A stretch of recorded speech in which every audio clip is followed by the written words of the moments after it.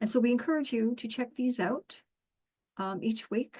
Sometimes I'll just sit there with my cup of tea and watch previous talks from our amazing speakers. So we are, just go to YouTube and look up Unity Ottawa or Unity Kitchener, and we will come up pretty fast.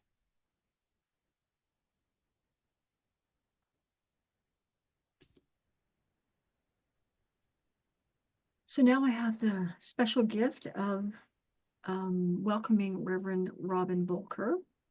And I'll just tell you a little bit about her talk today. The Gift of the Littlest Angel is a touching old-fashioned Christmas story where we see ourselves in the characters and learn how love inside of each of us is the best gift of all.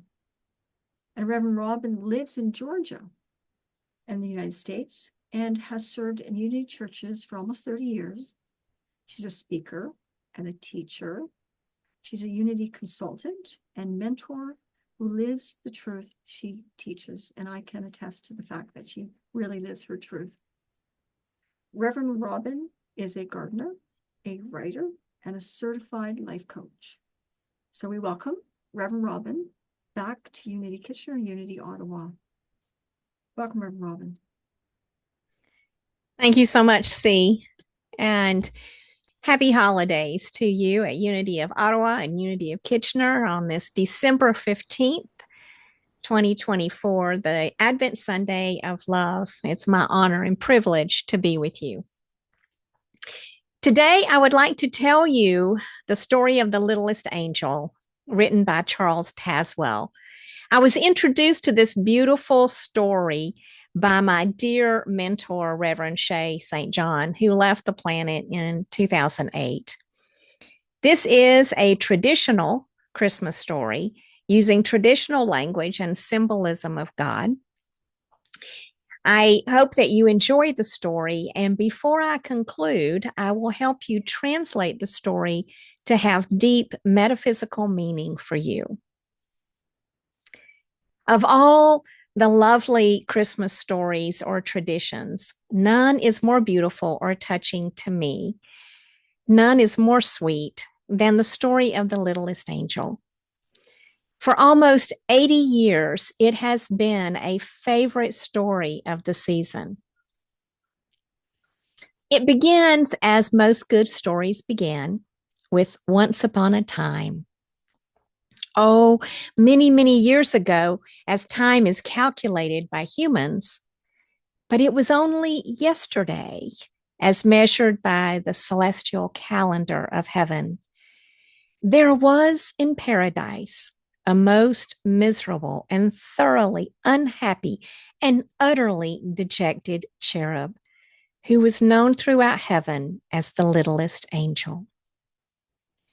He was exactly 4 years, 6 months, 5 days, 7 hours, and 42 minutes of age when he presented himself to the gatekeeper and waited for admittance to the glorious kingdom of God. He stood there defiantly and tried to pretend that he was not impressed by such unearthly splendor. He wasn't afraid at all, except his lower lip did tremble, and a tear disgraced him as it flowed down his already tear-streaked face, coming to a precipitous point at the very tip end of his freckled nose. As the littlest angel had left home, as usual, without a hanky, he tried to hide his tears by snuffling, a most unangelic sound, that which unnerved the great gatekeeper, and he did something that he had never done before in all eternity. He blotted the page. From that moment on, the heavenly peace was never quite the same. The littlest angel soon became the despair of all the heavenly host. His shrill, ear-splitting whistle resounded at all hours throughout the golden streets. And yes, on top of that, he inevitably and vociferously sang off key at the heavenly choir practice, completely spoiling its ethereal effect. And being so small that it seemed to take him just twice as long as anyone else to get to nightly prayers, the littlest angel always arrived late, knocking everyone's wings askew as he darted into his place. What was worse, the littlest angel didn't even look like an angel. His halo was permanently tarnished where he held it with one hot, grubby little hand when he ran. And he was always running. Furthermore, when he stood still, his halo never behaved as a halo should. It was always slipping down over his right eye or his left eye, or else, just for pure meanness, it would slip right off his head and roll down some golden street just so that he had to chase after it. Yes, and it must be recorded here that his wings were neither useful nor ornamental. All paradise held its breath when the littlest angel perched himself like an unhappy fledgling sparrow on the very edge of a gilded cloud and prepared to take off. He would teeter this way and that way, and after much coaxing and a few false starts, he would shut both his eyes, hold his freckled nose, count to 103, and then hurl himself slowly into space. However, owing to the fact that he always forgot to move his wings, the littlest angel always fell head over halo. It was also reported by those who knew that whenever he was nervous, which was most of the time, he bit his wingtips. Now, anyone can easily see and understand why the littlest angel sooner or later must be disciplined. And finally, he was directed to present himself before an angel of the peace. The littlest angel combed his hair and dusted his wings and donned an almost clean garment. And then, with a heavy heart, he trudged his way to the place of judgment. Oh, he postponed this dreadful ordeal as long as he could, pausing a few times to read the names of new arrivals, even though everyone knew he couldn't read. At length, he approached the doorway surmounted by golden scales, signifying heavenly justice was dispensed within. And to his great surprise, he heard a merry voice singing. The littlest angel removed his halo, breathed upon it heavily, and polished it against his robe, a procedure which added nothing to his already untidy appearance. And then he tiptoed in. The singer, who was known as the understanding angel, looked down at the small culprit. And the littlest angel instantly tried to make himself invisible by the ingenious process of withdrawing his head into the collar of his garment, making himself appear much as a turtle. At that, the singer laughed, a jolly, whole-hearted, heartwarming sound, and said, "Oh, so you're the one who's making heaven so unheavenly. Come here and tell me all about it."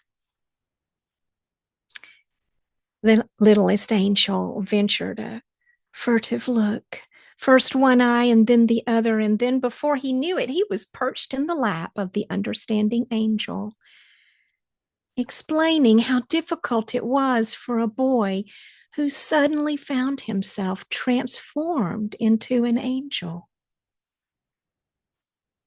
Honestly, he had only swung on the Golden Gate 3,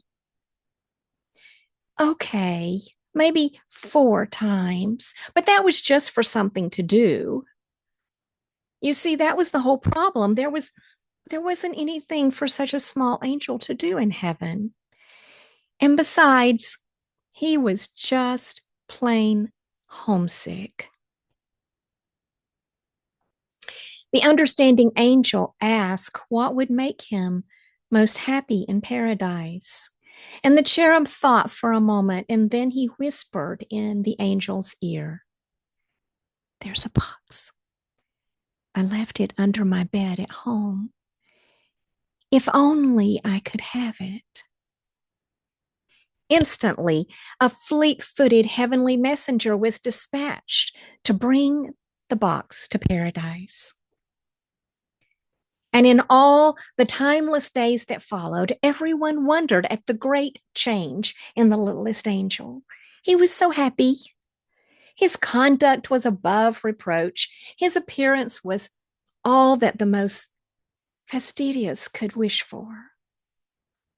And on excursions to the Elysian fields, it would be said, and truly it was said, that he flew like an angel. As time would pass, the days arrived when Jesus would be born of Mary. And oh, the angels and the archangels and the seraphim and the cherubim and the gatekeeper and the wing maker and oh, yes, the halo smith, they all set aside their usual task to prepare their gifts for the infant. The littlest angel sat on the golden stairs and awaited inspiration. What could he give? He felt so little. He really didn't know how to do anything. He dreamed of composing a hymn of adoration, but alas, he was woefully wanting in musical talent.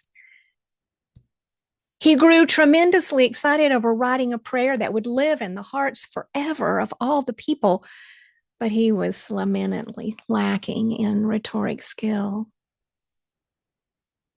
So, what could a small angel give the holy infant?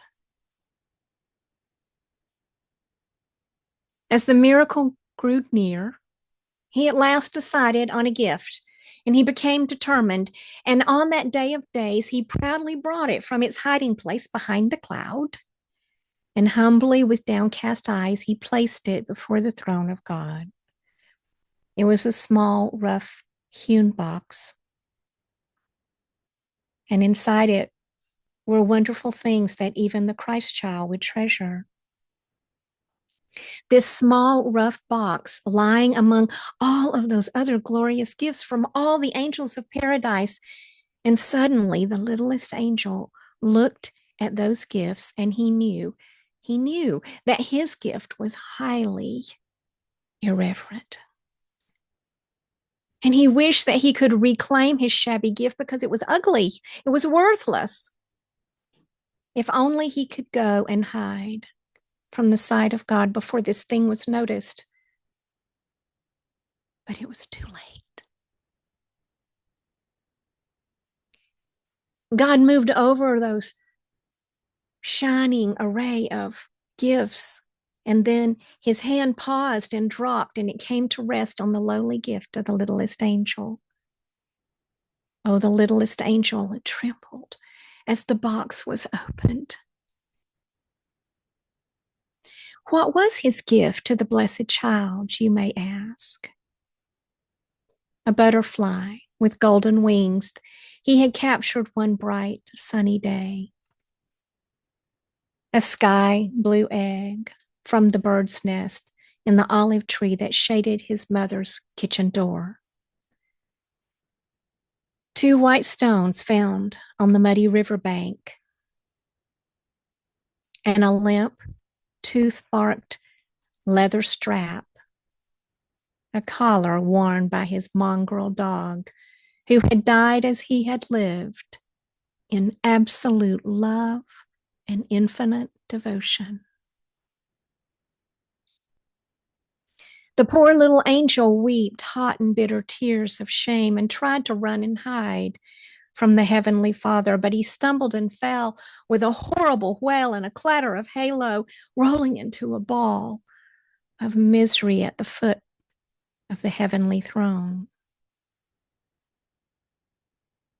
There was an ominous and dreadful silence in the celestial city, save for the broken-hearted sobbing of the littlest angel. And suddenly the voice of God, like divine music, swelled throughout paradise, saying, "Of all the gifts from all the angels, I find this small box pleases me most. Its contents are of earth and of humans, and my son will be born king of both. These are the things that he too will know and love and cherish. And someday he too will regretfully leave them behind when his task is done. I accept this gift in the name of the Christ child born this night of Mary in the city of Bethlehem." There was a breathless pause, and then the rough, unsightly box of the littlest angel began to glow with a bright, unearthly light, and it became so brilliant it blinded the eyes of the other angels, and none but the littlest angel saw it rise from its place. Only he watched as it shed its clear white light over the stable where a child had just been born. The lowly gift of the littlest angel had become what all people would call forever the shining star of Bethlehem.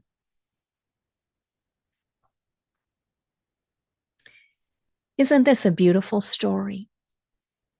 I cry, I laugh, I rejoice in the fulfillment of its ending. But what does this story have to do with us today? What does it have to do with our experience of Christmas? Well, aren't we all spiritual babes? Sometimes finding it difficult to be angels with skin on. And like the littlest angel, we often cause trouble in our world of paradise, making things hard for ourselves, and perhaps even disturbing the peace of others. Most of the time, our troubles begin when we too are homesick, just like the littlest angel. We're homesick for that place of oneness and peace, that place that can be called heaven. We feel separated and lost, alone and afraid. We act or we react in strange, confused, and bewildering ways. When we see the humanness in the littlest angel, we are seeing ourselves. We love him. We know that he was not happy with himself, not even when he swung on the golden gates.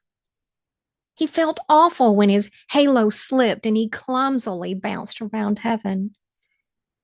He felt himself a misfit, as seen in his appearance. Not only was he miserable, but he made everyone around him miserable too.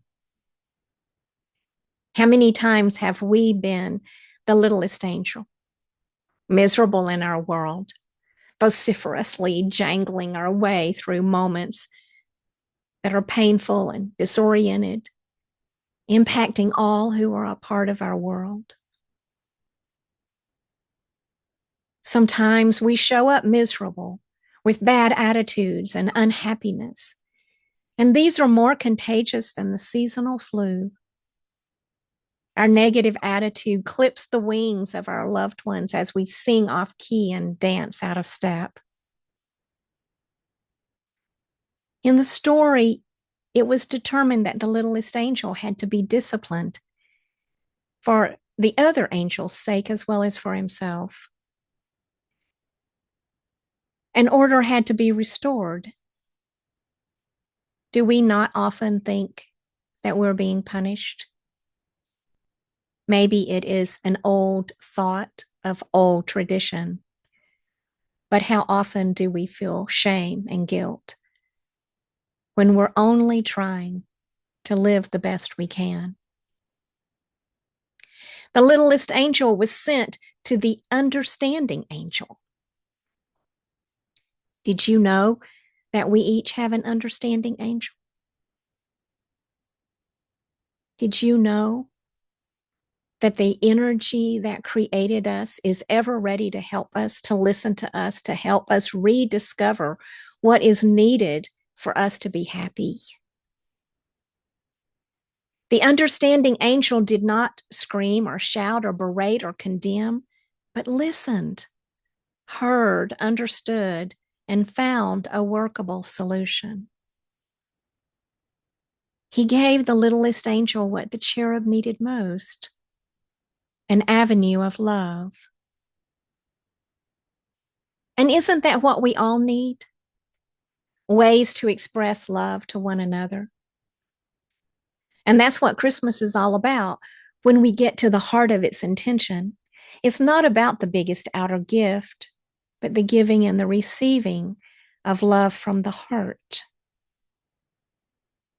The understanding angel modeled the true gifts of Christmas.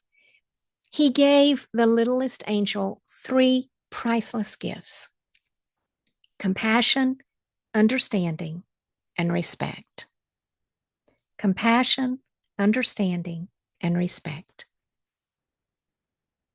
And then the littlest angel became a model angel. These same gifts are ours for the taking from our spiritual creator. God gives to us freely and lavishly and abundantly. And how do we give back to God? We give to God through our time, our prayers, listening to others as an understanding angel, giving respect, offering compassion, having a cheerful disposition, sharing materially as we have and spiritually as we're guided. And when it came time to give to the Christ child, the littlest angel had nothing to give. But then he chose to give his greatest treasure. This Advent season, what will you give the emerging Christ child in you? What is your greatest treasure? How do you see its value? It doesn't matter how the outer world sees the value of the gift, the purity of your intentions, the honesty of your actions. These are the qualities that matter to God. That gift then becomes a great light in the world. The littlest angel gave all he had. From Scripture, we are told, with what measure we give, we also receive. If we hold back, we block the flow of God through us. Instead, our goal is to be doers of the word, way showers of the light, elder brothers and sisters walking the path of love. So let us take time to take these ideas into a few moments of reflection and meditation.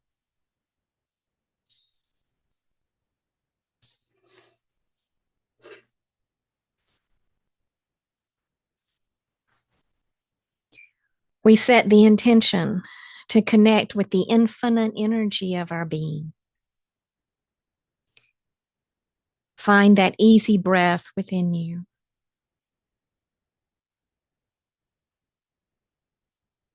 Be fully present right here, right now.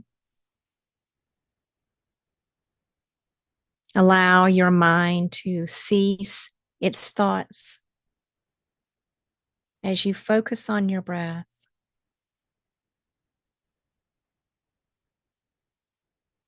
Be present in this moment as we hold this collective love, present, collapsing time and space, joining us in an infinite web of oneness.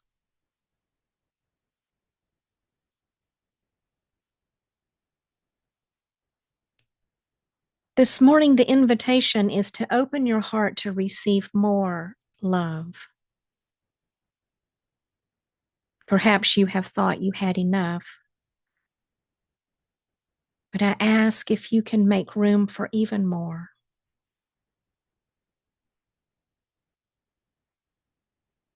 As you feel your heart beat within your chest, can you imagine that every beat is a vibration that sends the love that you carry to everyone present in this virtual room and to everyone who might see this recording later?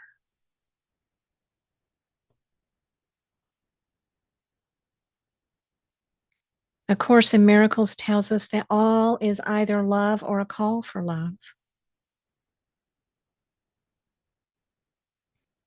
So as we recognize this energy of love that moves in and through us, see it moving out from where you are and going wherever is your wildest dream, your home, your family, your community, your country, your world.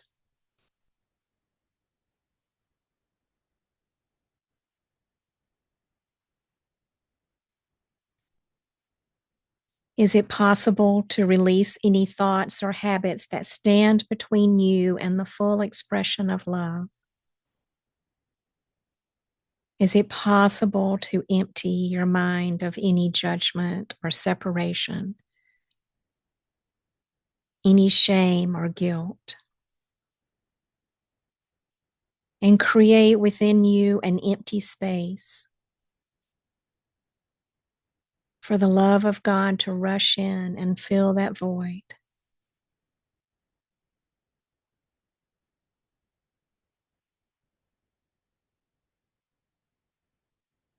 In this moment, we invite the allness of God to expand our hearts, to refresh our minds to a deeper understanding of what it means to love.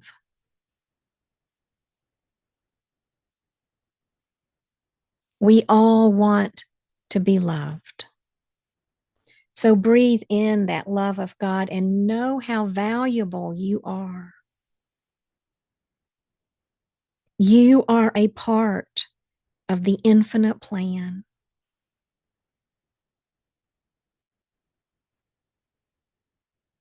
And we all want to love.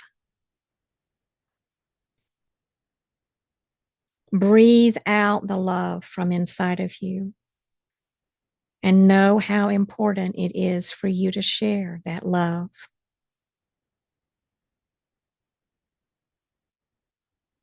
Breathe in the love of God, knowing how valuable you are. And breathe out that love as you share it with others. Let's just practice that for a few breaths. Breathing in the love of God. Breathing out that love multiplied and sending it to others.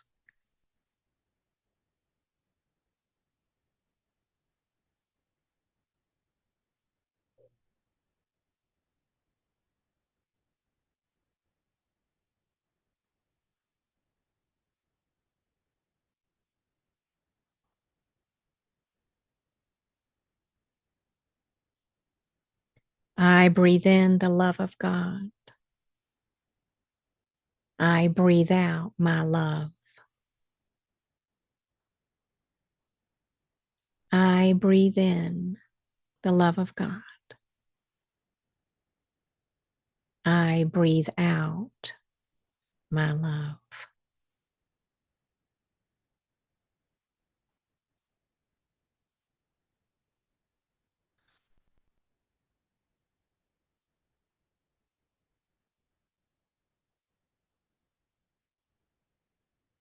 Allowing your heart center to fill with gratitude for this time that we have shared together this morning.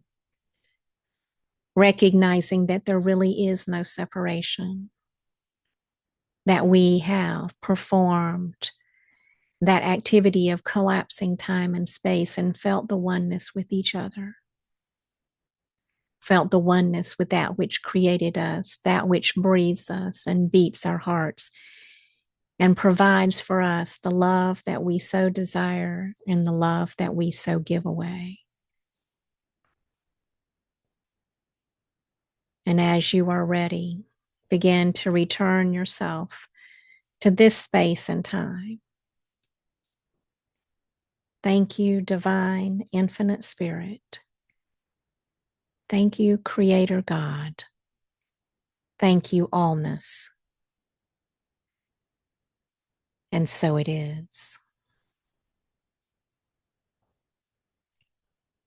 I encourage you to not be afraid or ashamed of your special and unique gift.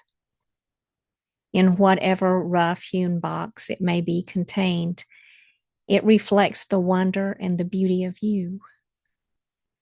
Hold your light high, for only as you let it shine can the angel's message of this holy time be true.